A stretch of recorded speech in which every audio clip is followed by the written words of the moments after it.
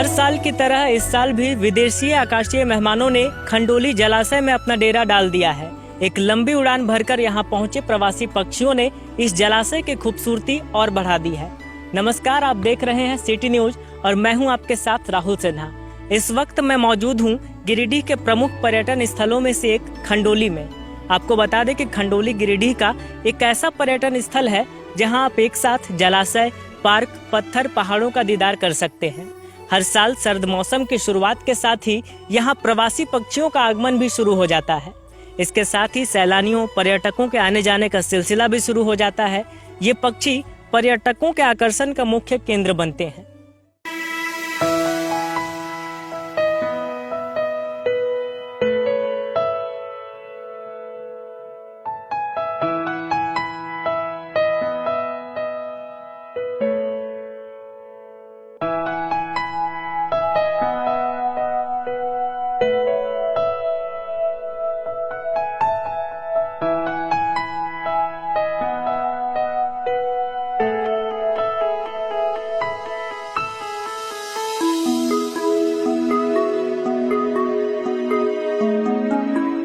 ये तो पक्षियों का एक दूसरे देशों में आना जाना सालों भर चलता रहता है।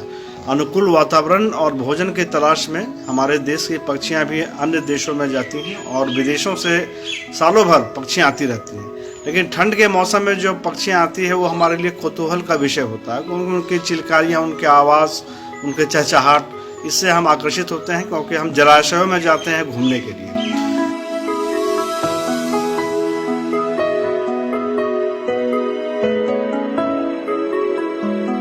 हर साल यहाँ आने वाले प्रवासी पक्षी जहाँ पर्यटकों को खूब लुभाते हैं, वहीं फोटोग्राफी के शौकीन लोगों के लिए भी इनकी मौजूदगी बेहद खास बन जाती है। फोटोग्राफी के शौकीन यहाँ पहुँचते हैं और इन पक्षियों के अटखलों को अपने कैमरे में कैद करते हैं।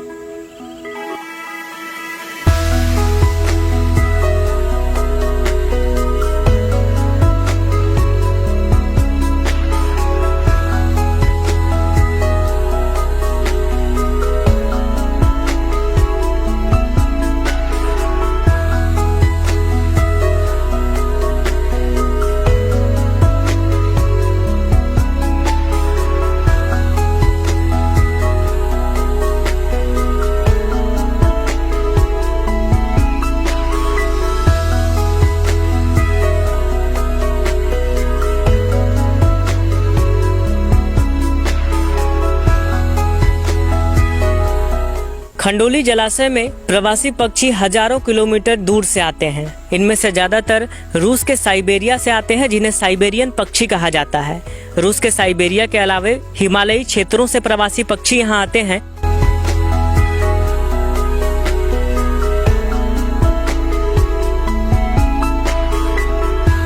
यह एक जानना जरूरी है कि ये आते कैसे हैं, उनको रास्ता कौन दिखाता है। असल में इनका एक फ्लाईवे होता है। फ्लाईवे होता है जैसे स्काईवे में स्काईवे होता है, रोडवे है, रेलवे है। उस एक नियत जगह है, सर्टेन एरिया है जहाँ पे हम लोग ट्रैवल करते हैं। रोडवे है तो रोड बना हुआ है, उसी तरह का फ्लाईवे होता है। और ये नेविगेशन जो है, इनके जो बीक होता है ना, इनका जो चोंच, उसमें नेविगेशन का एक सिस्टम होता है। उससे ये मैग्नेटिक फील्ड को पहचानते हैं और नॉर्थ से साउथ की ओर ट्रैवल करते हैं। और फिर वापस जब इनका प्रवास खत्म होता है, जब मौसम जब यहाँ पे गर्मी आने लगती है और साइबेरिया में ठंड कम होता है, तब ये वापस जाते हैं। और ये उनका नेविगेशन सिस्टम जो है बीक में होता है, उस बीक के माध्यम से ही उनके डीएनए में वो सेट है, वो कोडेड है, और उसी के माध्यम से ये वापस चले जाते हैं और उसी से ये आते भी हैं। ये बहुत ही साइंटिफिक है।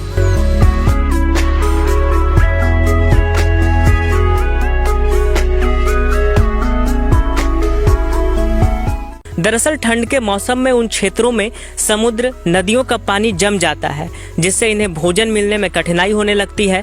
भोजन की तलाश में ये एक लंबी उड़ान भरते हैं और इन इलाकों में पहुंचते हैं। यहाँ 4 महीने के प्रवास के बाद ये वापस लौट जाते हैं।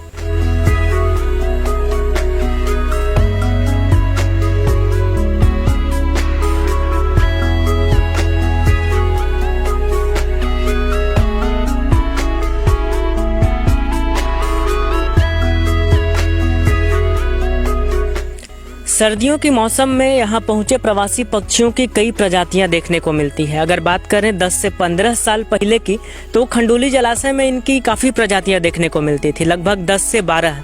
लेकिन लगातार हो रहा शिकार और पर्यावरण में बदलाव की वजह से आज यहाँ पर बात करें तो 3 से 4 प्रजाति के प्रवासी पक्षी दिखाई देते हैं।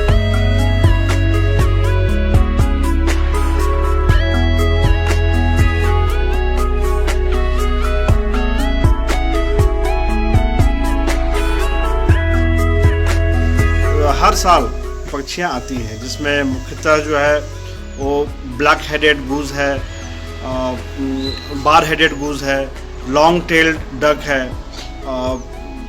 ब्लैक हेडेड ओरियोल है, और इस प्रकार के अनेक प्रजातियां हैं जो अब उनको हम 2 भागों में बांट सकते हैं अध्ययन के दृष्टिकोण से। एक तो वो जो जल में रहते हैं और वे जो पेड़ों पे अपना प्रवास करते हैं। हालांकि कुछ दिनों से अवैध शिकार और पर्यटन के अत्यधिक विकास के कारण भी जो है इनका आना कम हो गया।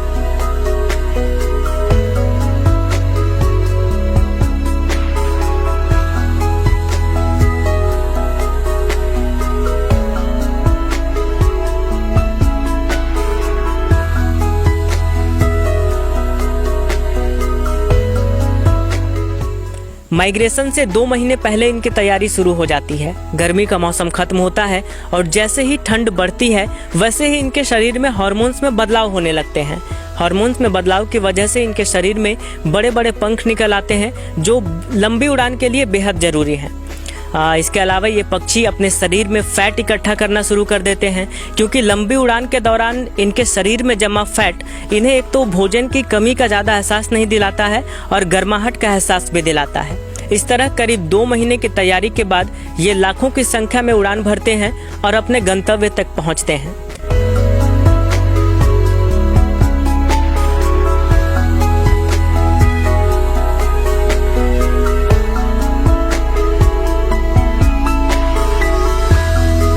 इनका सफ़र इतना भी आसान नहीं होता है। रास्ते में आंधी, तेज हवाएं या फिर शिकार की वजह से कई पक्षी रास्ते में ही दम तोड़ देते हैं, लेकिन फिर भी हर साल ये इन इलाकों में आते हैं और प्रवास के बाद वापस लौट जाते हैं।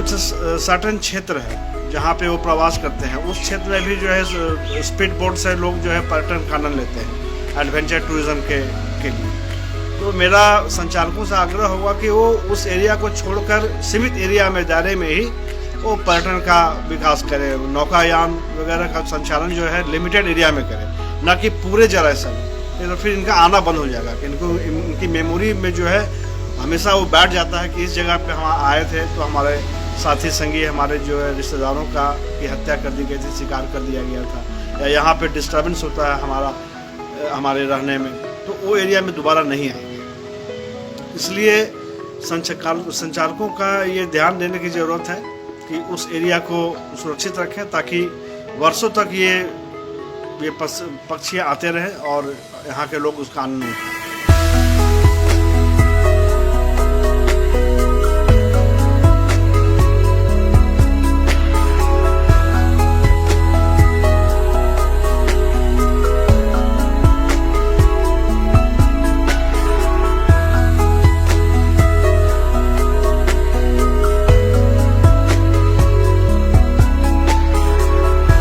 ध्यान देने वाली बात यह भी है कि ये पक्षी शिकारियों के निशाने पर रहते हैं। जैसे ही इनका आगमन खंडोली जलाशय में होता है, शिकारी भी आसपास मंडराने लगते हैं। प्रशासन और संबंधित विभाग को इस ओर सख्त ध्यान देने की दरकार है ताकि इन प्रवासी पक्षियों को संरक्षण मिल सके और अपने प्रवास के बाद ये सही सलामत अपने वतन लौट सकें। सहयोगी नयन पटेल के साथ राहुल सिन्हा, सिटी न्यूज, गिरिडीह।